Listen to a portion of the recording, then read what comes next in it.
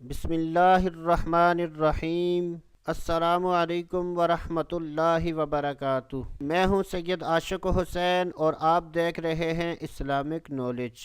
آج کی اس ویڈیو میں بات کریں گے خواب میں بادام دیکھنا کیسا۔ حضرت سیدنا ابن سیرین رحمۃ اللہ تعالی علیہ نے ارشاد فرمایا کہ اگر کوئی شخص خواب میں بادام دیکھے تو یہ اس بات کی دلیل ہے کہ اس شخص کو مال و دولت حاصل ہوگا۔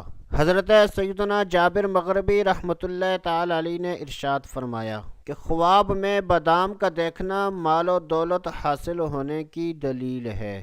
حضرت سیدنا امام جعفر صادق رحمۃ اللہ تعالی علیہ نے ارشاد فرمایا کہ خواب میں بادام دیکھنے کی دو تعبیریں ہیں: پوشیدہ مال کا حاصل ہونا، بیماری سے شفا پانا۔ اللہ عز و جل سے دعا ہے کہ اللہ عز و جل ہمیں اچھے خواب دیکھنے، برے خوابوں سے بچنے کی توفیق عطا فرمائے، رزق حلال کمانے، رزق حلال کھانے کی توفیق عطا فرمائے۔ تو دوستو ابھی کے لیے اتنا ہی، اگلی ویڈیو تک اجازت، اللہ حافظ۔